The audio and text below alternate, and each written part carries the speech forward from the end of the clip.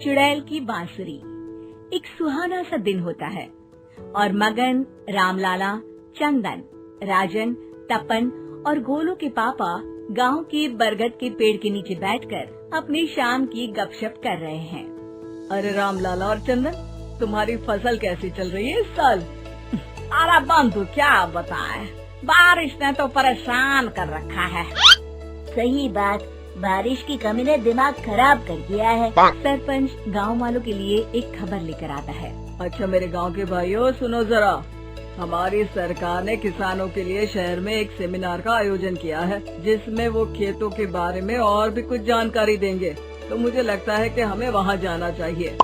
सरपंच जी, मेरे खेतों में कीड़ों ने परेशान कर दिया है, उसके लिए कुछ जानकारी मिलेगी क्या?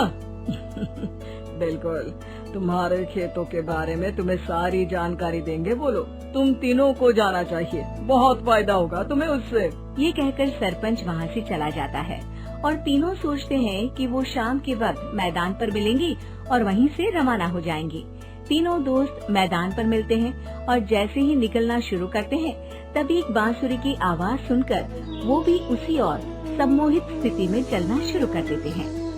कुछ बच्चे हर बार की तरह अपना दोपहर का फुटबॉल का गेम खेल रहे हैं। पकड़ लिया, पकड़ के दिखा मुझे, इतना भी नहीं कर सकता। अच्छा, कितना भागेगा? आखिरकार तो मेरी पकड़ में आ ही जाएगा।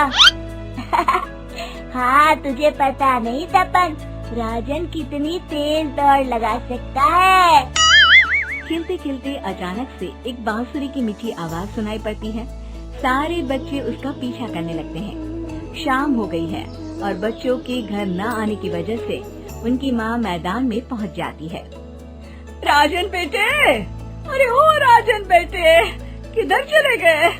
इतनी देर हो गई, घर वापस क्यों नहीं आए बेटे?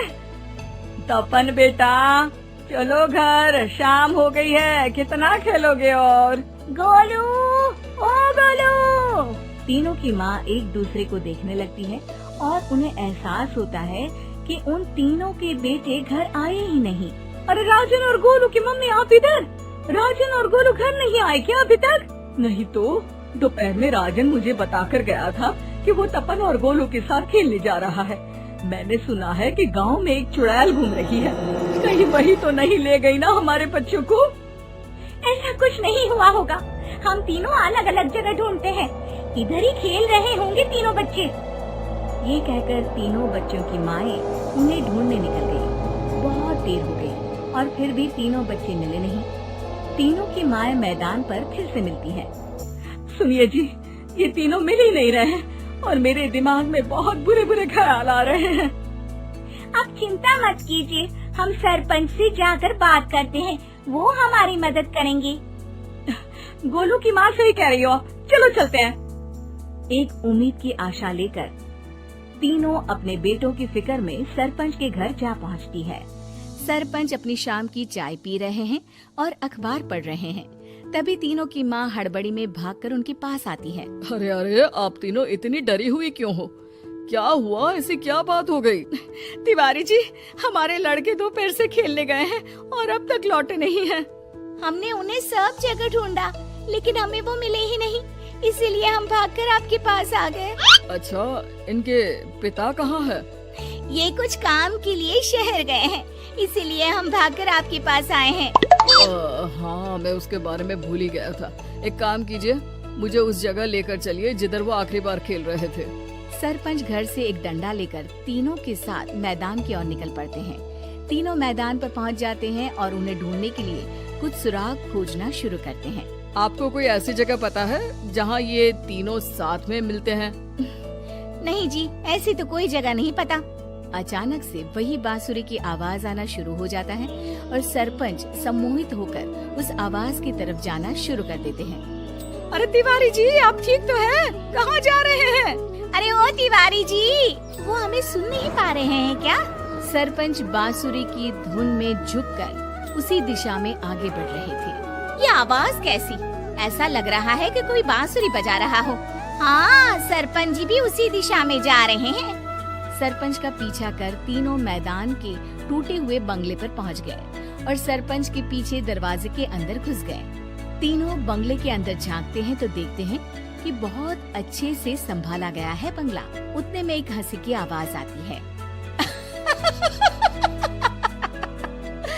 मेरी बांसुरी, तूने मुझे आज तक कभी तंग नहीं किया।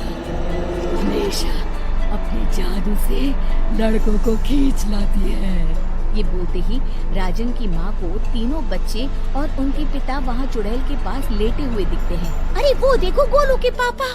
अरे रे, अरे गोलू की माँ, आप चुप रहिए ना जरा। उस चुड़ैल ने देख लिया तो हम भी फंस जाएंगे। इन्हें बचाएगा कौन? लगता है ये शहर गए ही नहीं और इस चुड़ैल ने इन सबको भी यही बुला लिया है। अब हमें इन्हें छुड़ाना होगा। एक काम करते हैं। राजन की मम्मी गोलू और तपन की मम्मी को एक प्लान बताती है। बिल्कुल सही कह रही हो राजन की मम्मी। चलो आज इस चुड़ैल को मजा चखाते हैं। तीनों माएं अपने छुपने की जगह से बाहर निकलती हैं और एक्टिंग करना शुरू कर देती है। ये तो बढ़िया है। अब इसका असर औरतों पर भी हो रहा है। वाह जी वाह। तीनों माएं चुड़ैल की थोड़ा करीब आती हैं। राजन और गोलू की माँ चुड़ैल को पकड़ लेते हैं और तपन की माँ बांसुरी हाथ से पकड़कर तोड़ देती है। अरे पागल औरत, ये क्या कर दिया? मेरी बांसुरी को तोड़ दिया। अब मेरी शक्तियाँ खत्म हो जाएगी। तुम्हें तो अरे तुझे क्या लगा चुड़ैल कहीं की हमारे बच्चों को और पतियों को हाथ लगाएगी तू? बांसुरी टूटने की वजह से चुड़ैल खाक होकर गायब हो जाती है और सारे लोगों की आंख खुल जाती है। सब अपने परिवार को लेकर उस बंगले से बाहर निकल जाते हैं। कहते हैं ना, नारी